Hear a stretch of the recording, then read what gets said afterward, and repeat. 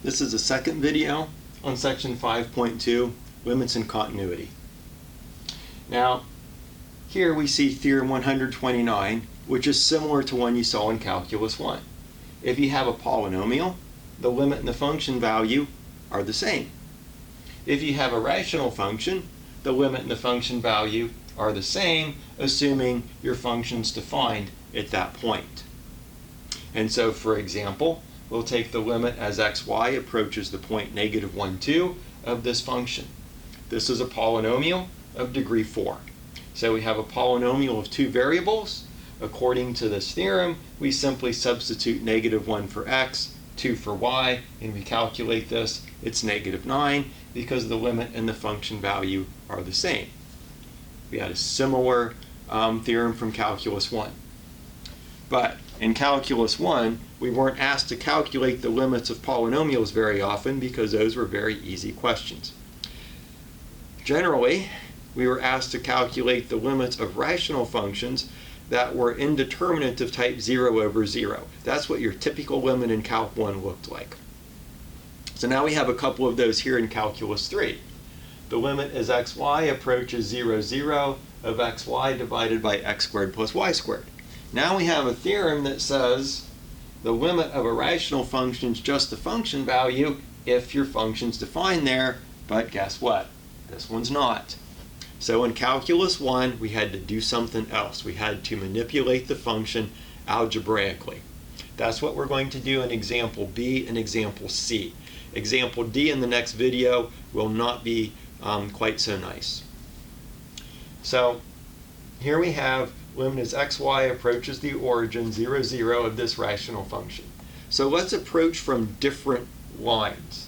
So we're going to take the limit as x0 goes to 0, 0. So y is being constantly held 0, so we're coming in along the x-axis. So we're going to approach the origin along the x-axis of xy divided by x squared plus y squared. Since y is constantly 0 now, we just substitute 0 for y. Limit as x goes to 0 of 0 divided by x squared is 0. Okay? We could approach from the y-axis as well, but if you look at this function in the symmetry here, we're not going to learn anything new. The limit as 0y approaches 0, 0 will also be 0. That doesn't always happen. Sometimes approaching along the x-axis and approaching along the y-axis gives us two different numbers. But that doesn't happen here by the way this function's defined. So we'll approach along the line y equals x. So we have the limit as xx approaches 0, 0 of this function. So that means our y is equal to x. So now xy is x squared. X squared plus y squared is simply x squared plus x squared, which is 2x squared. So this reduces to 1 divided by 2. So this limit is 1/2. Well, that's as we approach the origin from one line, we get 0. As we approach the origin from another line, we have 1/2. So our limit does not exist, because no matter how close to the origin we cannot get our function values close to either 0 or 1/2, because as we squeeze in on the origin, we're going to find points on this line and we're going to find points on this line. And so these function values get close to 0, these function values get close to 1/2, so in general the function values do not get close to any one number. So the limit does not exist. C will employ a similar technique. Limit as xy goes to 0, 0 of x divided by y. First of all, we'll come in along the y-axis. We'll let x constantly be 0. We'll take the limit as 0y goes to 0, 0 of x divided by y. That's the same as the limit as y goes to 0 of 0 divided by y, which is 0. Then we'll also come in along the line y equals x. So the limit as xx approaches 0, 0 of x divided by y is the same as the limit as x approaches 0 of x divided by x, which is 1.